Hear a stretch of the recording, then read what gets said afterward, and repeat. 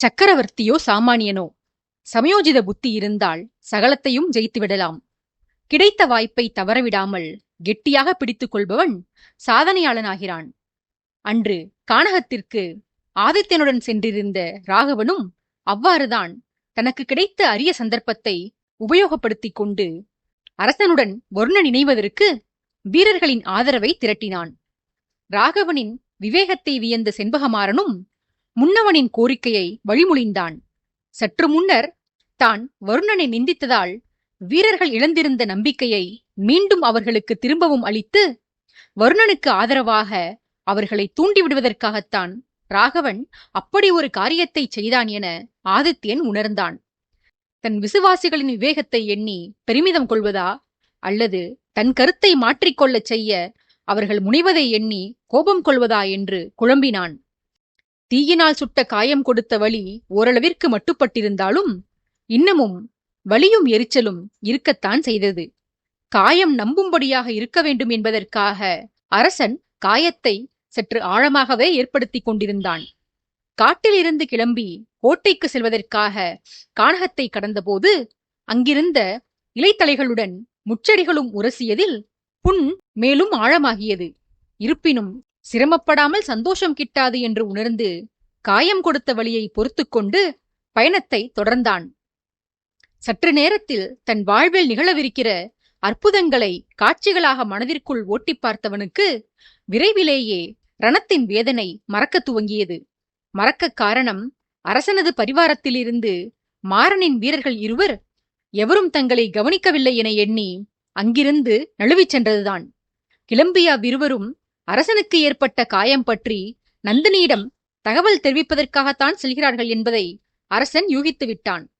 இத்தனை நாளும் தனக்கு பல இன்ப அதிர்ச்சிகள் கொடுத்து வந்தவளுக்கு தானும் பதிலுக்கு இன்ப அதிர்ச்சி கொடுக்கப் போகும் நாள் நெருங்கிவிட்டதோடு சில காலங்களுக்கு முன்பு வரை தான் கற்பனையில் கூட எண்ணி பார்த்திராத அதிசயங்கள் எல்லாம் தன் வாழ்வில் நிகழவிருப்பதை நினைத்து நெஞ்சம் நெகிழ்ந்தான். இப்படியாக உற்சாகத்துடன் கோட்டையை அடைந்த ஆதித்யன் அங்கு கோட்டை வாயிலேயே நந்தகோபாலரின் தம்பி மகன்கள் மூவரும் மரண பயத்துடன் தன்னை சந்திப்பதற்காக காத்து நிற்பதை கண்டான். வியப்பாக அவர்களை பார்த்த ஆதித்யன், என்னடா தம்பிகளே, நீங்கள் மூவரும் முதலமைச்சர் அழைத்தபடியால் முன்பே காட்டிலிருந்து திரும்பிவிட்டதாக ராகவன் சொன்னானே, எப்போதோ திரும்பிய நீங்கள் இன்னுமா கோட்டைக்குள் செல்லவில்லை? திருமண ஏற்பாடுகளை கவனிப்பதற்காக முதல்வர் உங்களை அழைத்ததாக கேள்விப்பட்டேனே. நீங்கள் வாயிலில் நின்றிருப்பதை பார்த்தால் திருமண வேலைகளை செய்ய அவர் அழைத்ததாக தோன்றவில்லை. வாயிற்காவல் பணிக்கு ஆள் இல்லாமல் அந்த வேலையை நீங்கள் செய்வதற்காக உங்களை அழைத்திருப்பதாக தோன்றுகிறதே, என்னப்பா விஷயம் என்று சிறிது கிண்டலாகவே கேட்டான்.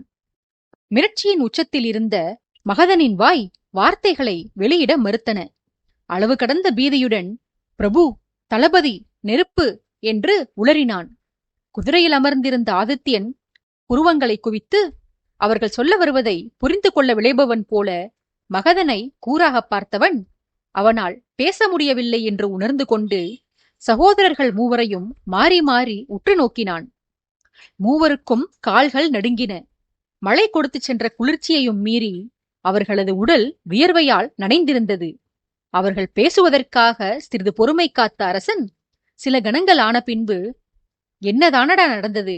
நாளை திருமணத்தை வைத்துக் கொண்டு விளையாடி இப்போது நேரத்தை வீணடித்துக் கொண்டிருக்கிறீர்கள் என்று அரசன் அவர்களை கடிந்து கொண்டிருக்கும் போதே கோட்டைக்குள் இருந்து அரசனை வரவேற்பதற்காக நந்தகோபாலரும் அவரது தம்பியும் மற்ற முக்கியஸ்தர்களும் வாயிலுக்கு வந்தனர்.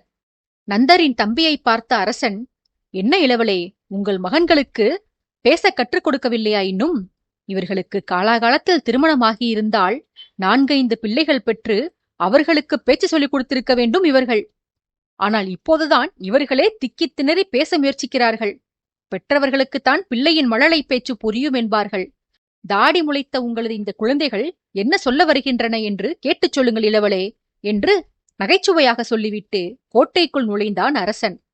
மெதுவாக செலுத்திச் சென்ற அரசனின் குதிரைக்கு அருகில் பணிவுடன் நடந்தவாறே சென்று கொண்டிருந்த நந்தனின் தம்பி, அவர்கள் வீணர்கள் பிரபு. அவர்கள் பேசுவது பேச்சல்ல, உளறல்கள்.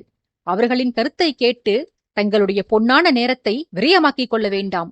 அரண்மனைக்குள் வந்து உணவு உண்டுவிட்டு இளைப்பாருங்கள் பிரபு நாம் பெண் வீட்டாரின் ஊருக்கு புறப்படலாம் என்று கேட்டுக்கொண்டார். அரசனை தொடர்ந்து வந்த சகோதரர்கள் மூவரும் தங்களது தந்தை தங்களை விமர்சித்ததைக் கண்டு உள்ளம் குமுறியபடி இருந்தனர். சைலேந்திரனை ஒழிக்க திட்டம் போட்டதற்கு பதிலாக தந்தை என்னும் பெயரில் நம்முடன் வாழ்ந்து வரும் இந்த சதிகாரனை ஒழித்து கட்ட முயன்றிருக்கலாம். பிள்ளைகள் செத்து பிழைத்து வந்திருப்பது கூட தெரியாமல் அரசனிடம் நம்மை நையாண்டி செய்து பேசுகிறார். இவரெல்லாம் ஒரு தந்தை என்று மனதிற்குள் முனகியவாறே ஆதித்யனை பின்தொடர்ந்தனர். தந்தையை திட்ட மட்டுமே அவர்களுக்கு மனதில் திடம் இருந்ததை தவிர வருணனின் சதியை பற்றி சொல்ல அவர்களுக்கு துணிவு பிறக்கவில்லை. வருணன் என்னும் அந்த அரக்கனை சந்தித்து வந்த விஷயத்தை எண்ணி பார்க்கும் போதே அம்மூவரின் உடலும் அதிர்ந்தது. இதயத்தை கிழிக்கும் வருணனின் கூரிய பார்வையும் அடுத்தவரின் துணிவை ஆட்டம் காணச் செய்யும்படியாக அவனது அதரங்களில் துளிர்க்கும் வன்ம புன்னகையும் மெத்தனமான அவனது உடல் மொழியையும் பற்றி நினைக்கும் போதிலேயே தப்பி வந்த மூவருக்கும் தலை கிறுகிறுத்தது. வருணனை பற்றி எண்ணிவிட்டு அடுத்து அரசனை காணும் போதில் அந்த பயம் பல மடங்கு கூடியது. வருணன் கொடூரன் என்றால் அந்த கொடூரனே அஞ்சும்படியாக விளங்கும் இந்த ஆதித்யன் எத்தனை கொடூரனாக இருப்பான். இந்த ஆதித்யனிடம் எப்படிதான் விஷயத்தை சொல்வது? சொல்வதற்கு வார்த்தைகள் வரவில்லை. சொல்லாமல் இருந்தால் இன்னும் சிறிது நேரத்தில் வாய் பேசுவதற்கு உயிரே இருக்காது. வருணன் வந்து சேர்வதற்குள் உண்மையை அரசனிடம் உடைத்தே ஆக வேண்டும் என்றெல்லாம் மனதிற்குள் முணுமுணுத்துக் கொண்டே அரசனின் பரிவாரத்துடன் கோட்டைக்குள் சென்றனர் மூவரும். கோட்டையின் திடலை அடைந்த ஆதித்யன் தன் குதிரையில் இருந்து கீழிறங்கி குதிரையின் கயிற்றை வீரன் ஒருவனிடம் ஒப்படைத்தவாறே பின்னால் வந்தவர்களை நோக்கி, என்னடா தம்பிகளே, தமிழ் பேச கற்றுக்கொண்டீர்களா இல்லையா? வார்த்தைகளை தனித்தனியாக சொன்னால் கேட்பவருக்கு புரியாது. அவற்றை ஒன்றுடன் ஒன்று இணைத்து வாக்கியமாக அமைத்துச் சொல்ல வேண்டும். கல்வி கற்கவெல்லாம் சென்றீர்களா இல்லையா? உங்கள் கடைக்குட்டி தம்பி அரவிந்தனுக்கு கணிதம்தான் வராது, ஆனால் உங்களுக்கோ தமிழே வராது போலவே என்று கிண்டல் செய்தான். மூவரும் அரசனிடம் ஓடி வந்தனர். அவர்களில் மகதனின் மூத்த தம்பி அரசனை கையெடுத்து கும்பிட்டு, பிரபு, எங்களை மன்னித்துக் கொள்ளுங்கள். பயத்தால் பேச்சிழந்து விட்டோம். உயிர் பயத்தில் எங்களுக்கு பேச்சு வரவில்லை அரசே. மரணத்தை கண்முன்பு கண்டு வந்திருக்கிறோம். மரணதேவனுடன் பேச்சுவார்த்தை நடத்திவிட்டு வந்தோம். நாங்கள் அதிர்ச்சியில் ஊமைகளாகாமல் இருப்பதே அதிசயம்தான் பிரபு. நெருப்பிற்கு பலியாக இருந்த எங்களை எங்கள் குலதெய்வம்தான் காப்பாற்றி அழைத்து வந்திருக்கிறது போல அரசே என்று நெஞ்சம் படபடக்க சொல்லி வந்தான். ஆதித்யன் பேசியவனை நிறுத்தி, அடே, 1, 3 வார்த்தைகளில் எதையெதையோ உளறுகிறீர்கள், அல்லது கால் நாளிகைக்கும் மேலாக சம்பந்தமில்லாமல் பிதற்றுகிறீர்கள். என்னதானடா கூற வருகிறீர்கள்? நெருப்பிலிருந்து நீங்கள் மட்டும்தான் தப்பி வந்தீர்களா? நாங்கள் எல்லாம் பனிப்பொழிவிலிருந்து தப்பி வந்திருக்கிறோமா?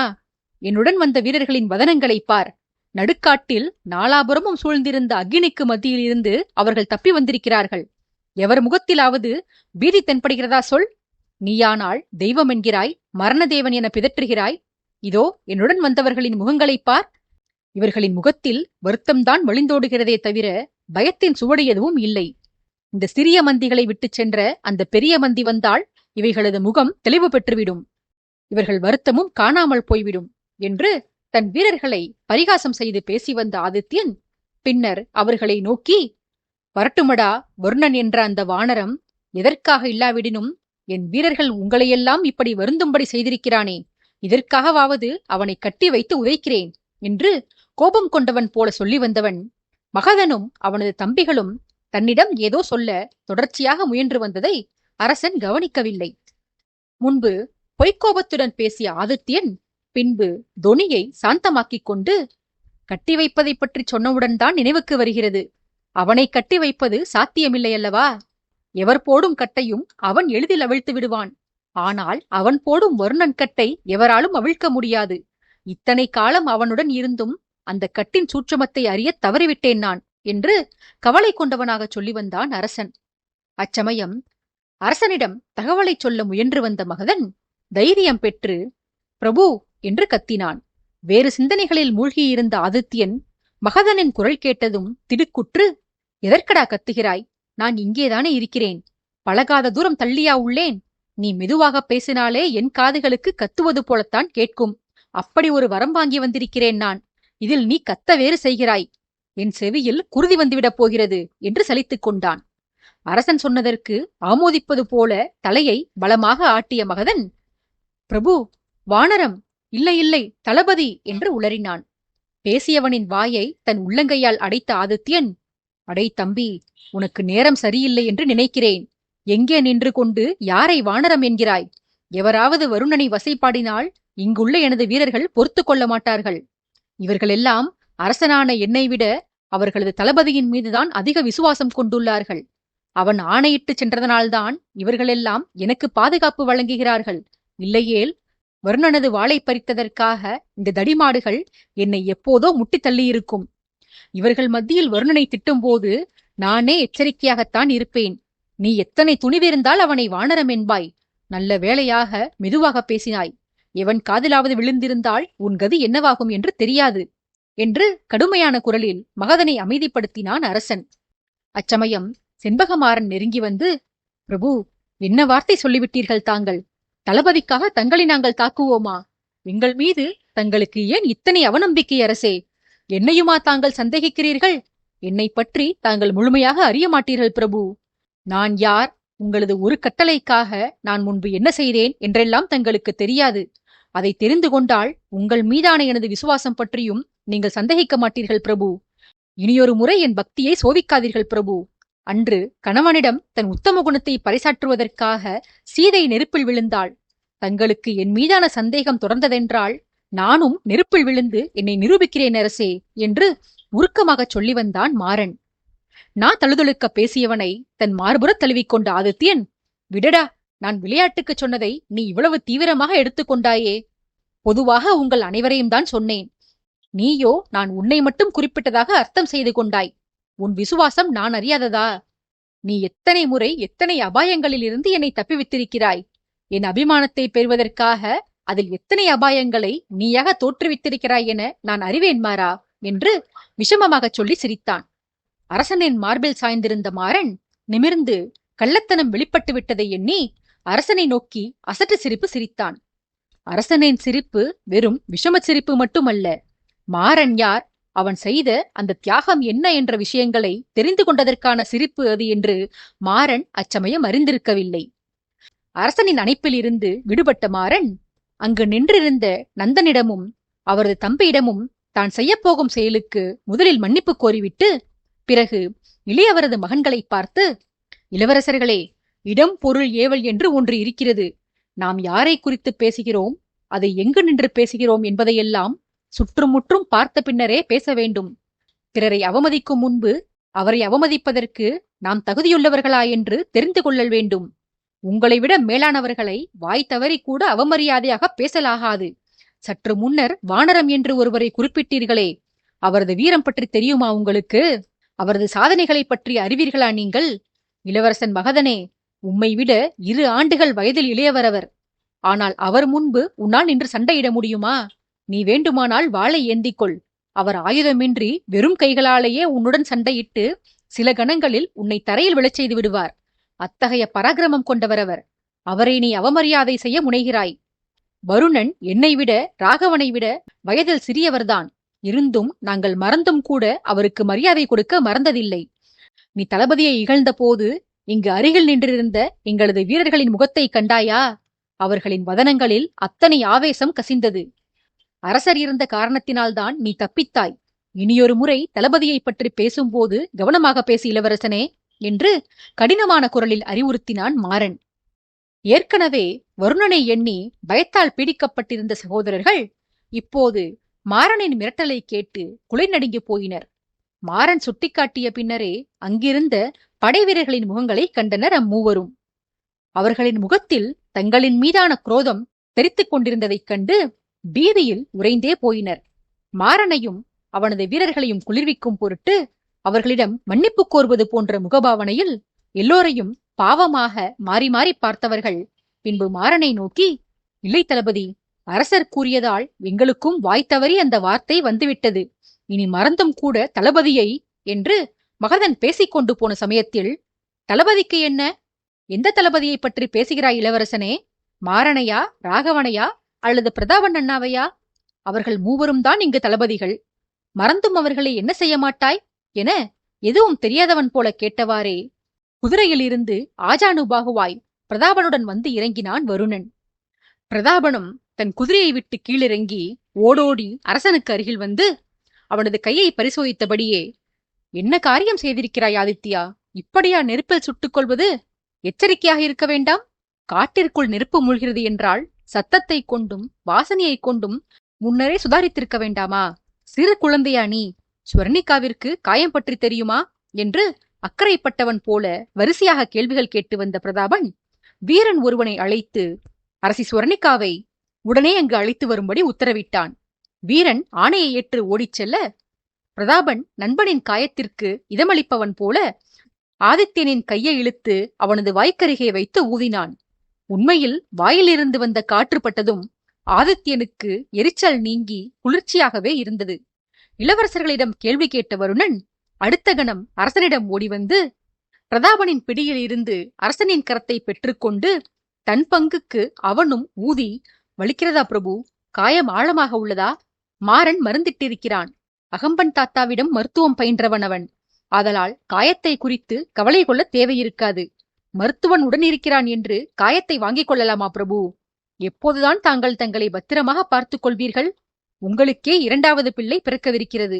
இன்னமும் நீங்கள் சிறு பிள்ளையாகவே இருக்கிறீர்கள்.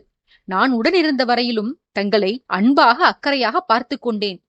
நான் இல்லாத இந்த நேரத்திலாவது உங்களை நீங்களே கவனித்துக் கொள்ளக்கூடாதா என்று பாசமாக கோபித்துக் கொள்பவன் போல பாசாங்கு செய்தான். முன்பு பிரதாபன் பேசிய போதும் சரி, அடுத்து வருணன் பேசிய போதும் சரி, ஆதித்யன் அவ்விருவரையும் முறைத்தபடிதான் இருந்தான். ஆனால் இருவருமே அரசனின் கோபத்தை உணராதவர்கள் போல நாடகத்தை தொடர்ந்து நடத்தினர். ஒரு கட்டத்தில் அரசன் தன் கையை வருணனின் பிடியிலிருந்து வேகமாக உருவி, நிறுத்தடா உன் நடிப்பை. உன் நடிப்பிற்கு இந்த காயமே தேவலாம். பிள்ளையையும் கிள்ளி தொட்டிலையும் ஆட்டுவது என்று பழமொழியாக கேள்வியுற்றிருக்கிறேன். இன்றுதான் அதை நேரில் பார்க்கிறேன். நெருப்பை நீயே பற்ற வைத்துவிட்டு என்னை நான் பார்த்து கொள்ளவில்லை என குற்றம் சாட்டுகிறாயா? சதிகாரா, நீ ஒரு துரோகி, உனது அண்ணன் ஒரு துரோகி. காட்டிற்கு நெருப்பு வைத்துவிட்டு ஒன்றும் தெரியாதவர்கள் போல இங்கு வந்து நாடகமாடுகிறீர்களா? காலையில் நான் வேட்டைக்கு செல்லும் போது நீங்கள் வேறு வேலை இருப்பதாக கூறிச் சென்ற போதே எனக்கு ஏதோ தவறாகப்பட்டது. ஆனால் நான் வேற ஒரு விஷயத்தில் கவனம் செலுத்தி இருந்ததால் உங்களை கண்டுகொள்ளாமல் விட்டுவிட்டேன். அத்துடன் வருணா, வீரனான நீ நெஞ்சுக்கு நேர் நின்றுதான் போர் செய்வாய், முதுகில் குத்தமாட்டாய் என்று எண்ணியிருந்தேன். நீ தவறிழைத்தாலும் பிரதாபன் உன்னை தவறு செய்ய விடமாட்டான் என்று கருதியிருந்தேன். உங்களை நம்பியது எத்தனை பெரிய தவறு என்று நான் உணர்ந்து கொண்டேன். உங்கள் இருவரையும் கோட்டைக்குள் அனுமதிக்கவே கூடாது என்று எண்ணியிருந்தேன். ஆனால் எனது வீரர்களின் மனம் புண்படும் என்றுதான் உங்களை உள்ளே அனுமதித்திருக்கிறேன். என்னை விட்டு விலகியே இருங்களடா, அதுதான் உங்களுக்கு நல்லது என்று எச்சரிக்கும் துணியில் கர்ஜித்தான் அரசன். அரசனின் ஆக்ரோஷ பேச்சை கேட்ட பிரதாபனும் வருணனும் ஒருவரையொருவர் பார்த்து கிண்டலாக சிரித்துக் கொண்டனர். பின்பு வருணன் அணைத்துக் கொள்பவன் போல அரசனிடம் மிக நெருங்கி வந்து, யாருக்கு நல்லது பிரபு? எங்களுக்கா தங்களுக்கா? ஏன் எங்களை விலகியிருக்கச் சொல்கிறீர்கள்? எங்களைக் கண்டால் தங்களுக்கு பயம் வருகிறதா என்று திமிராக அருகில் இருந்தவர்களுக்கு மட்டும் கேட்கும்படியான சத்தத்துடன் கேட்டு வந்தவன் பின்பு வஞ்சகமான புன்னகையுடன், ஆமாம் பிரபு, உங்கள் காயத்தைக் கண்டால் காட்டுத்தீயில் சுட்டுக் கொண்டது போல தெரியவில்லையே. எரியும் கொள்ளியை எடுத்து வந்து தானாக கையில் சூடு போட்டுக் கொண்டது போலல்லவா தெரிகிறது என்று கேட்டு விஷமமாக சிரித்தான். வர்ணனுக்கு எவ்வாறு தன் கள்ளத்தனம் தெரிந்தது என்று வியந்தவாறே அருகில் இருந்த ராகவனை பார்த்த ஆதித்யன், சொன்னவன் நீதானா என்பது போல முறைத்தான். ராகவனோ பதறி தான் சொல்லவில்லை என கண்களாலேயே மறுப்பு தெரிவித்தான். அதை கவனித்த வருணன் பலமாக சிரித்துவிட்டு, ராகவா, நீ கண்களால் பேசி காதலை பரிமாறிக்கொள்ள வேண்டிய நபர் அரண்மனைக்குள் உள்ளார். அவரை விடுத்து ஏற்கனவே 5 திருமணங்கள் முடிந்த அரசருடன் ஏனடா சங்கேத மொழி பேசுகிறாய் என்று அமைதியாக நின்றிருந்த ராகவனையும் வம்புக்கு இழுத்தான். மாறனுக்கும் மற்ற படைவீரர்களுக்கும் தான் நெஞ்சு அடித்துக் கொண்டது. அரசரின் பாதங்களில் விழுந்தாவது வருணனையும் அரசனையும் இணைத்துவிட வேண்டும் என்று எண்ணி வந்தவர்களுக்கு தளபதி தொடர்ந்து அரசனை சீண்டி வருவதை பொறுத்து கொள்ளவே முடியவில்லை. மாறன் வருணனை நெருங்கி வந்து, தளபதி, அரசருடன் ஏன் இந்த விரோதம்? அவரை இவ்வாறு அவமரியாதையாக பேசுவது தகாத செயல் தளபதி. பிரபுவும் எங்கள் மனம் நோகக்கூடாது என்பதற்காக எத்தனை நேரம்தான் பொறுமை காப்பார்? வலியவர்கள் இருவர் தங்களுக்குள் அடித்துக் கொண்டால் கோழைகளுக்கு கொண்டாட்டமாகி போகும் தளபதி. பிரபுவிடம் மன்னிப்பு கோருங்கள். இனி எந்த தவறும் செய்ய மாட்டேன் என உத்தரவாதம் அளியுங்கள் என்று மன்றாடி வந்தான் மாறன். வருணன் பதில் கூறும் முன்பாக பிரதாபன் முந்திக் கொண்டு, எதை பற்றி சொல்கிறாய் மாறா? எந்த தவறை வருணன் செய்ய மாட்டேன் என உறுதி கூற வேண்டும்? அவன் தவறொன்றும் செய்யவில்லையே என்று வருணனுக்கு பரிந்து பேசி வந்தவன் மாறன் தன்னை ஆழமாக பார்த்து கொண்டிருந்ததைக் கண்டு, மன்னித்து விடப்பா, நான் என்னை அறிமுகம் செய்து கொள்ள மறந்துவிட்டேன். நான் யார் என்றுதானே யோசிக்கிறாய்? நான் தான் சிங்காதனபுரத்தின் படைத்தளபதி வீரப்பிரதாபன், ஆதித்யனின் பால்ய நண்பன். ஆதித்யன் பயணம் செல்லும் போதெல்லாம் என்னை பற்றி உன்னிடமும் வருணனிடமும் நிறைய சொல்லியிருக்கிறானாமே. உன்னை பற்றி வருணன் என்னிடம் உயர்வாக சொல்லியிருக்கிறான் மாறா. உன்னை சந்தித்ததில் மிக்க மகிழ்ச்சி என்று சொன்னபடியே அருகில் சென்று மாறனை தழுவிக்கொண்டான். பிரதாபனின் தழுவல் மாறனை மகிழ்விக்கவில்லை என்பதை அவன் முகக்குறிப்பே சொல்லிற்று. எனினும் பிரதாபன் அரசனின் அன்புக்குரிய நண்பன். இப்போதும் அரசனின் மனதில் அந்த அன்பு மிச்சம் இருக்கிறதா இல்லையா என்பது அரசன் மட்டுமே அறிந்தது. ஆகையால் தனது வெறுப்புணர்வை வெளிப்படுத்தாமல், அதே நேரத்தில் முகத்தில் புன்னகையும் இல்லாமல், எனக்கும் தங்களை சந்தித்ததில் மகிழ்ச்சியே தளபதி. தாங்கள் அரசரை அடையாளம் கண்டு கொண்டீர்களானால் தங்களுக்கு ஒரு மடல் கிடைத்திருக்க வேண்டும். அந்த மடலை எழுதியது எங்கள் ராணி. அந்த மடலை அரசருக்கு அனுப்பியவன் நான். தாங்கள் எங்கள் பிரபுவை சந்திக்க வேண்டும். எங்கள் தளபதியை பிரிந்து அவர் வாடியிருக்கும் வேளையில் அவரது மனவாட்டத்தை போக்க அவரது பால்ய நண்பர் தாங்கள் உதவ வேண்டும் என்று விரும்பித்தான் தங்களுக்கு அந்த ஓலையை அனுப்பி வைத்தோம். ஆனால் எங்கள் நாட்டு வருண பகவானுக்கு வாயு பகவானைப் போல இண்டு இடுக்குகளில் கூட நுழையும் ஆற்றல் உள்ளது என்பதை அவர் தங்களை சந்தித்து அவருக்கு ஆதரவாக தங்களை இங்கு அழைத்து வந்த பிறகுதான் அறிந்து கொண்டோம். நன்றி மறப்பது மட்டும் நன்றன்று அல்ல தளபதி, நட்பை மறப்பதும் நல்லதல்ல. தாங்களும் எங்கள் தளபதியும் கர்ணன் துரியோதனைப் போல நல்லவர்களுக்கு எதிராக கூட்டு சேராமல் குகனையும் விபீஷணனையும் போல உத்தமருடன் இணை சேர வேண்டும் தளபதி. இதுவே இந்த அடியவனின் கோரிக்கை. இப்போது தங்கள் கேள்விக்கு பதில் கூறுகிறேன். தளபதி வருணன் செய்த தவறு யாது என்று கேட்டீர்களே. இந்த பொதுவெளியில் அனைவரின் முன்பும் அதை சொல்ல தயக்கமாகத்தான் இருக்கிறது என்று சங்கடப்பட்டு வந்தவன், அப்போதுதான் அங்கு முன்பே வந்திருந்து கணவனின் காயத்தைக் கண்டு கண்கலங்கியபடியே தனது பேச்சையும் கேட்டுக்கொண்டிருந்த ஸ்வர்ணிகாவைக் கண்டான் மாறன். அரசிக்கு தலையசைவிலேயே வணக்கம் செலுத்தியவன் பிரதாபனிடம் பேச்சை தொடர்ந்தான். அரசர் சென்றிருந்த காட்டிற்கு தீமூட்டிச் சென்றவர் யார் என்பதை இங்குள்ள அனைவருமே அறிவர் தளபதி. அந்த தவறுக்கும் சேர்த்துதான் அரசரிடம் மன்னிப்பு கோரச் சொல்லி கேட்டேன். அது மன்னிப்பு கேட்கும்படியான தவறு இல்லைதான், மன்னிக்கவே முடியாத மாபெரும் குற்றம் அது. இருந்தும் என்ன செய்ய, தவறை செய்தவர் எங்கள் தளபதியாயிற்றே. அவர் தண்டனை பெறுவதை எங்களால் சகித்துக் கொள்ள முடியாது. இவ்விதமாக மாறன் சொல்லிவர வருணனை ஒரு கணம் அனல் கக்கும் பார்வையுடன் முறைத்த சுவர்ணிகா அவனை கொன்று போட வேண்டும் என்று ஆத்திரம் கொண்டாள். ஆனால் அடுத்த கணம், அவன் நம் தோழியின் காதலனாயிற்றே, காதலன் வருவான், தன் கரம் பற்றி காலந்தோறும் தன்னை கழித்திருக்கச் செய்வான் என்று தோழி கனா கண்டு கொண்டிருக்கிறாளே, இந்த மனிதனை எப்படி கொள்வது? கடமை தவறாத அவளுக்காக கயவனான இந்த மனிதனை மன்னித்துதான் ஆக வேண்டும் என்று மனதை சமாதானப்படுத்திக் கொண்டாள். அருகில் நின்றபடி காயம்பட்ட தன் கரத்தை எடுத்து அவள்தம் கன்னத்துடன் சேர்த்து பற்றியிருந்த ஸ்வர்ணிகாவை அவள் மனதை படித்துவிட்ட முகபாவனையுடன் நோக்கிய அரசன், வருத்தம் கொள்ளாதே ஸ்வர்ணிகா, அனைத்தும் விரைவில் மாறும். பொறுமையுடன் இரு. உன் தோழி வருந்தும்படியான எந்த காரியத்தையும் செய்ய மாட்டேன் நான். ஆனால் வருணன் எனக்கு செய்த தீங்கை அவளுக்கு தெரியாமல் நீ பார்த்துக்கொள். தெரிந்தால் எனக்கு துரோகம் செய்த குற்றத்திற்காக பின்பு அவளே தன் கரங்களால் அவளது காதலனை கொன்று போட்டு வாழ்நாள் முழுவதும் அவனையே எண்ணி வாழ்வை தொலைத்து அழுது கொண்டிருப்பாள். எனக்கு சிறிது அவகாசம் கொடு ஸ்வர்ணிகா, அனைவரையும் சரிப்படுத்துகிறேன், அனைத்தையுமே மாற்றிக் காட்டுகிறேன் என்று மனைவிக்கு நம்பிக்கையூட்டியவன் பொதுவெளி என்றும் பாராமல், தன்னை சுற்றிலும் மாபெரும் கூட்டமே கூடியிருக்கிறது என்றும் பொருட்படுத்தாமல், மனைவியின் மன பாரத்தை போக்கும் விதமாக அவளை தன் மார்பில் சாய்த்துக் கொண்டான் அரசன்.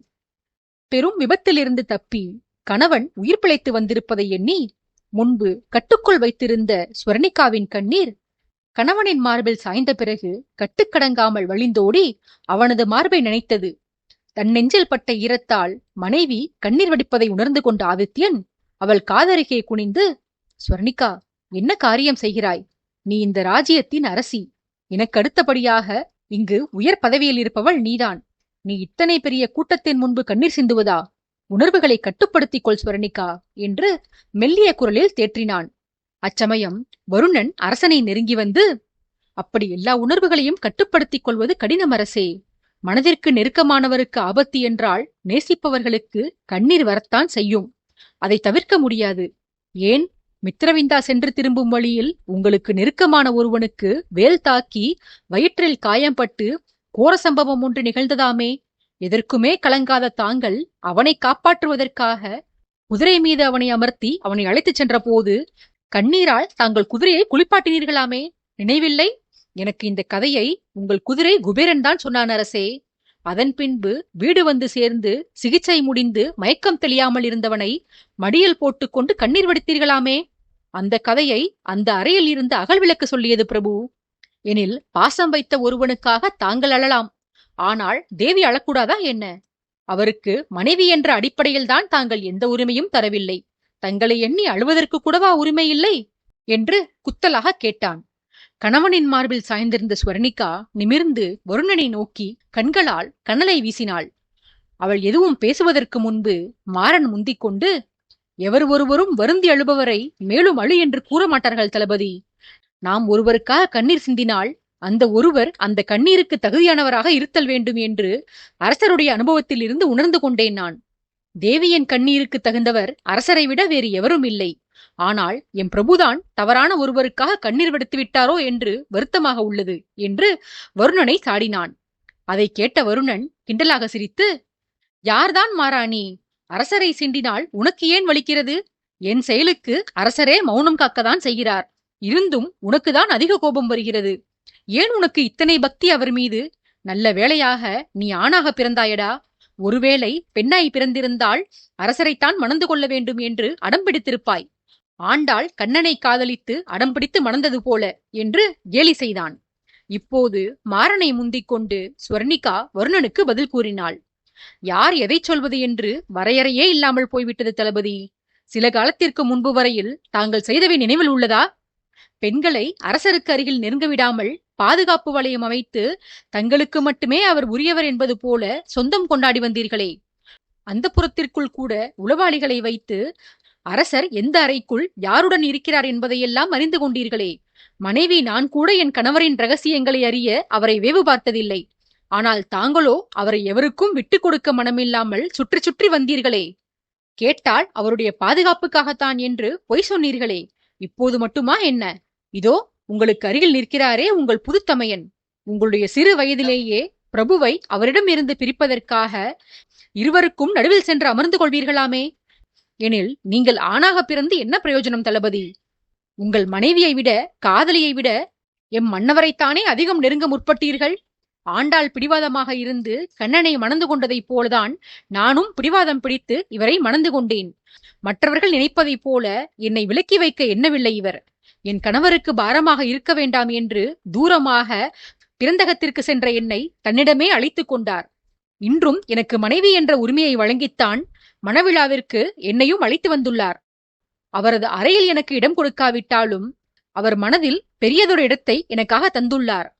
தங்களைப் போல பாசமாக வளர்த்தவரை யமனுக்கு பலியிடுவதற்காக ஆசை காதலியை எங்கோ தவிக்கச் செய்துவிட்டு நாடு விட்டு நாடு வந்து காட்டிற்கு நெருப்பு மூட்டி கபடத்தனம் செய்பவரல்ல என் கணவர். எதிராளியை முதுகில் குத்தாமல் நேருக்கு நேர் நின்று போரிடுபவர் அவர். நல்ல வேளையாக நான் வாகினியைப் போல அல்ல. அவள் தவறானதொரு மனிதனிடம் மனதை தவறிவிட்டதால்தான் இன்று தவியாய் தவித்துக் கொண்டிருக்கிறாள். நல்லவரை காதலித்த நான் இன்று மனைவி என்ற அந்தஸ்துடன் கணவரின் அன்பையும் பெற்று வாழ்ந்து வருகிறேன் என்று வருணனின் மீது மனதில் தேக்கி வைத்திருந்த கோபத்தை எல்லாம் கொட்டித் தீர்த்தாள் ஸ்வர்ணிகா. மனம் நொந்து பேசியவளை தோளோடு தோளாக அணைத்துக் கொண்ட ஆதித்யன் அவளை இதமாக தட்டி கொடுத்து சாந்தப்படுத்தினான். கணவன் மீதும் தோழியின் மீதும் உள்ள அன்பினால் பொதுவெளியில் பேசுகிறோம் என்பதை கூட மறந்து ஏதேதோ பேசிவிட்டதை தாமதமாக உணர்ந்த ஸ்வர்ணிகா ஆவேசத்தை அடக்க மாட்டாமல் போனதை எண்ணி தன்னைத்தானே நிந்தித்துக் கொண்டாள். ஸ்வர்ணிகா அத்தனை ஏசிய போதும் வருணனின் முகத்தில் வருத்தமோ அல்லது குற்ற உணர்வோ அறவே இல்லை. மாறாக அப்போதும் ஒரு இளநகை மட்டுமே இளையோடியபடி இருந்தது. தான் மனம் வெம்பி உரைத்த வார்த்தைகள் வருணனின் மனதை எட்டவில்லை என்பதை அவனது குறுநகையிலேயே உணர்ந்து கொண்ட ஸ்வர்ணிகாவிற்கு வருணன் மீது வெறுப்புதான் வந்தது. முன்பு அவன் மீது கொண்டிருந்த மரியாதை கூட இப்போது இருந்த இடம் தெரியாமல் போனது. வருணனுக்கு ஆழ்மனதில் வருத்தம் இல்லாமல் இல்லை. தோழியின் காதலன் என்ற முறையிலும் கணவனின் நண்பன் என்ற முறையிலும் முன்பெல்லாம் தன்னிடம் குறும்பாகவும் அன்பாகவும் பேசி வந்த அரசி இன்று தன்னிடம் வெறுப்பை உமிழ்கிறாரே என்ற வருத்தம் அவனுக்குள் இருக்கத்தான் செய்தது. ஆயினும் அதை சரி செய்வதற்குதான் அவனிடம் வழியில்லை. தன் உணர்ச்சிகளை வெளிக்காட்டாத வருணன் மிகவும் சாதாரணமாக, தேவி, என்ன அவதூறு இது? அரசரை பழித்தீர்க்க நான் காட்டிற்கு தீ வைத்தேனா? முன்பு அரசரும் அவ்வாறுதான் பழி சுமத்தினார். இப்போது தாங்களும் அதே பழியை என் மீது போடுகிறீர்கள். என்னை தாங்கள் அறிய மாட்டீர்களா தேவி? அத்தகைய கோழையா நான்? என் தேகத்திற்கு அழகே அதிலுள்ள வீரத்தழும்புகள்தான். அதிலும் 3/4 வாசிக்கும் மேல் அரசரை நோக்கி வந்த ஆயுதங்களை என் உடலால் தடுத்த போது ஏற்பட்ட காயங்கள்தான். பிரபுவே என்னை பலமுறை கடிந்து கொண்டிருக்கிறார் தேவி. எனக்கு கிடைக்க வேண்டிய வீரத்தழும்புகளை எல்லாம் நீயே வாங்கிக் கொண்டால் பிறகு உலகம் என்னை கோழை என்று ஏசுமே வருணா என அரசரே வருந்தியிருக்கிறார். அப்படிப்பட்டவன் என்னையா அரசரை மாய்க்க காட்டிற்கு தீ வைத்தவன் என்று சாடுகிறீர்கள் என்று பழியை தாங்க மாட்டாதவன் போல கண்களில் கண்ணீர் ஊறும்படியாக நாடகமாடினான் வருணன். தம்பியின் நாடகத்திற்கு துணை நிற்பவனாய் மனம் வாடி நின்றவனை பிரதாபன் தட்டி கொடுத்து, நீ வருந்தாதே வருணா. எவர் உன்னை நம்பாவிட்டாலும் நான் உன்னை நம்புவேன். ஆதித்யனின் கையில் காயத்தை கண்டவுடன் நீ எப்படி பதறினாய் என்று சற்று முன்பு நான் கண்டேனேயடா. பகைவனாகிவிட்ட போதிலும் அவன் மீது எவ்வளவு பாசம் வைத்துள்ளாய் என்பதை நான் பார்த்துதானே வருகிறேன். பகைவனையும் நேசிக்க முடியும் என்பதை உன்னை பார்த்துதான் தெரிந்து கொண்டேன் வருணா. ஆதித்யனை மாய்ப்பது ஒரு புறம் இருக்கட்டும், அவனது மரணத்தை பற்றி மனதில் கூட உன்னால் எண்ண முடியாது என்று நான் அறிவேனடா தம்பி என்று உருக்கமாக பேசி காட்டிற்கு சென்று வந்த வருணனின் வீரர்களே நம்பும்படியாக நாடகமாடினான் பிரதாபன். இந்த காட்சிகளையெல்லாம் காணச் சகியாதவனாய் ஆதித்யன் அவர்களை நோக்கி, உங்கள் நாடகம் அருவருப்பாக உள்ளதரா? இந்த கொடுமைகளை காண்பதற்கு நான் காட்டுத்தீயிலேயே கருகி போயிருக்கலாம். உன் தம்பி ஒரு அப்பாவி, அதற்கு சாட்சி நீ. அதை நாங்கள் நம்ப வேண்டும். அப்படித்தானே? எங்களை எல்லாம் மடையர்கள் என எண்ணினாயா மூடனே? வருணன் என்ன செய்தான், என்னென்ன செய்வான் என்பதை உன்னை விட நன்கு அறிந்தவன் நான் என்று அரசன் அவர்கள் மீது கோபப்பட்டு வர, அடக்கிக் கொள்ள மாட்டாமல் மாறன் இடை புகுந்து பிரதாபனை பார்த்து, வருணன் என்ன செய்வார் என்பதை அரசர் அறிவார் தளபதி. ஆனால் தாங்கள் இப்படி நாடகமாடுவீர்கள் என்றுதான் பிரபு உட்பட எவருமே எதிர்பார்க்கவில்லை. உங்களைப் பற்றி பிரபு எத்தனையோ முறை ஸ்லாகித்தும் வியந்தும் சொல்லியிருக்கிறார். சிறு வயதிலேயே உங்களிடம் அவர் கண்ட வீரம், முதிர்ச்சி, பக்குவம் அனைத்தையும் எண்ணி பரவசப்பட்டிருக்கிறார். சிங்காதனபுரத்தின் வீரபாகுதான் எங்கள் அரசரின் நண்பர் பிரதாபன் என்று கேள்விப்படுவதற்கு முன்னரே உங்களுடைய குணாதிசயங்களை குறித்து நாங்கள் வியந்திருக்கிறோம். அரசரை விட, ஏன் அந்த ஆண்டவனை விட நாட்டு மக்களால் துதிக்கப்படுபவர் தாங்கள் என்று அறிந்திருக்கிறோம். அமைதியின் மறு உருவம், ஸ்ரீராமனின் மறு அவதாரம் என்றெல்லாம் கூட பிறர் வர்ணிக்க கேட்டிருக்கிறோம் நாங்கள். ஆனால் அப்படிப்பட்ட தாங்கள் இப்படியொரு பொய்யை எளிதாக சொல்வீர்கள் என நாங்கள் எண்ணி பார்த்திருக்க கூட இல்லை தளபதி. நேர்மைக்கும் நீதிக்கும் எதிராக தாங்கள் கூட்டு சேர்ந்ததையே எங்களால் ஏற்றுக்கொள்ள முடியவில்லை. இதில் இப்படி ஒரு அப்பட்டமான பொய்யை நாக்கூசாமல் சொல்கிறீர்களே தளபதி என்று வேதனையுற்றான் மாறன். ஓரிரு நொடிகள் அமைதி காத்தவன் பிறகு ஏதோ ஞாபகம் வந்தவனாய் ஆதித்யனை நோக்கி, என்னை மன்னித்து விடுங்கள் பிரபு. தாங்கள் பேசிக் கொண்டிருந்த வேளையில் இடைமறித்து பேசிவிட்டேன். மன்னரின் பேச்சில் இடைபுகுவது மாபெரும் குற்றம். இதுவரையிலும் அந்த தவறை செய்ததில்லை நான். ஆனால் இன்று நான் இருந்த மனநிலையில் என்னால் என்னை கட்டுப்படுத்த முடியாமல் போய்விட்டது அரசே என்று வருந்தினான் செண்பகமாறன். அரசன் புன்சிரிப்பு பூத்துவிட்டு, பேசும்போது பாதியில் தடை செய்ததே குற்றம் என்றால் என் வாழ்வையே பாதையில் முடிக்க திட்டம் திட்டுகிறானே ஒருவன், அவன் உத்தமன் என்று அவனுக்கு ஆதரவாக நாடகம் போடுகிறானே மற்றொருவன், இவர்களை என்னவென்று சொல்வது மாறா என்று சலித்துக் கொண்டான். அச்சமயம் பொறுமை இழந்தவனாய் வருணன் அரசனை பார்த்து, பிரபு, நான் வந்ததிலிருந்தே என் மீது குற்றம் சுமத்தியபடியே உள்ளீர்கள். உண்மையில் நான் எந்த தவறும் இழைக்காத போது எந்த ஆதாரத்தை அடிப்படையாக கொண்டு நான் கொலை செய்ய முயன்றேன் என்று குற்றம் சுமத்துகிறீர்கள்? என் மீது அன்பு கொண்டிருந்த தேவி கூட இந்த அபாண்ட குற்றச்சாட்டுகளை உண்மை என நம்பி என்னிடம் ஆவேசப்படுகிறார். மற்றவர்கள் என்னை தவறாக பேசுவதை கூட என்னால் தாங்க முடிகிறது பிரபு. ஆனால் தேவி ஸ்வர்ணிகா என் காதலியின் நெருங்கிய தோழி, என் நண்பராகிய உங்களது மனைவி. ஆகையால் என் தங்கைக்கு நிகரானவர் அவர். நேற்று வந்த புது தளபதி ராகவனே அவருக்கு தமையன் என்றால், தேவி திருமணம் முடிந்து நம் நாட்டிற்கு வரும்போது அவரை பாதுகாத்து அழைத்து வந்தவன் நான். எனில் நான் அவருக்கு தமையன் இல்லையா? அவர் என்னை எப்படி நினைத்தாலும் என் தங்கைக்கு நிகராக எண்ணி அவர் மீது அன்பு வைத்துள்ளேன் நான். என் தங்கையின் முகத்தோடு சேர்ந்து அவரது வாழ்வும் மலர்ந்தே இருக்க வேண்டும் என்ற ஆசையினால்தான் அரசவை என்று கூட பாராமல் நேற்றைக்கு அவசரப்பட்டு உங்களிடம் வாக்குவாதம் செய்துவிட்டேன். ஆனால் என்னை தரக்குறைவாக அவர் நினைக்கும்படி எல்லோரும் சேர்ந்து என் மீது பழியொன்றை போட்டுவிட்டீர்கள் என்று ஸ்வர்ணிகாவே தான் எண்ணியது தவறுதானோ என்று நம்பும்படியாக நாடகமாடினான் வருணன். வருணனின் கபட நாடகத்தைக் கண்டு அரசன் வெறுத்து போய் நிற்க, ஸ்வர்ணிகா தளபதியை புண்படுத்தி விட்டோமோ என்று வருந்தி நிற்க, கயவன் வருணனே என்பதற்கு ஆதாரம் ஒன்றை கொணர்ந்தான் செண்பகமாறன். அதிர்ந்து போனான் வருணன்.